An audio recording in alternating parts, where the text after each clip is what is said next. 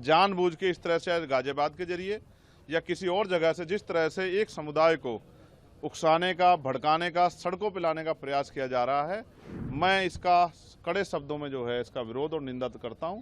लेकिन मैं मुख्यमंत्री जी से पूछना चाहता हूं कि ये कैसी सरकार है जिसमें कानून व्यवस्था पटरी पर नहीं आ पा रही। उनको आज राजधर्म का पालन करना चाहिए और अपराधियों पर सख्त कार्रवाई करनी चाहिए।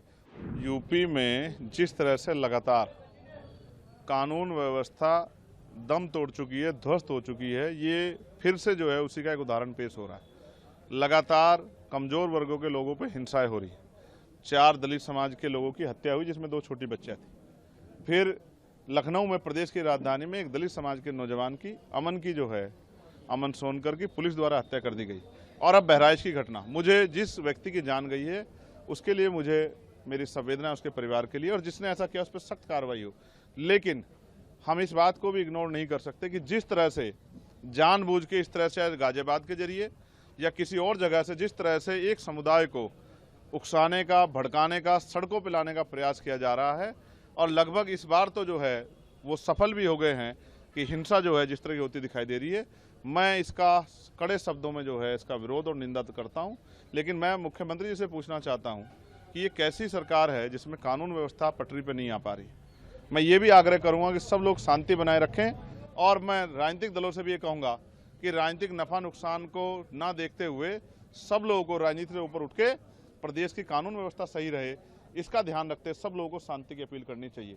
लेकिन मैं इसके साथ साथ उत्तर प्रदेश के मुख्यमंत्री से भी ये कहूँगा कि उनको आज राजधर्म का पालन करना चाहिए और अपराधियों पर सख्त कार्रवाई करनी चाहिए, और कानून व्यवस्था जो है वो बहाल हो, असुरक्षा की भावना खत्म हो, और प्रदेश में और कहीं से हिंसा की आग न जाए, इस बात का ध्यान रखते हुए सख्ती से कार्रवाई करनी चाहिए, जिससे कि आम जन अपने आप को सुरक्षित महसूस करें। अगर मुख्यमंत्री राजधर्म नहीं निभाते तो हमें मानना चाहिए कि ये सरकार का फेलियर तो है, और ज़्यादा उम्मीद सरकार से हम लोग नहीं कर सकते।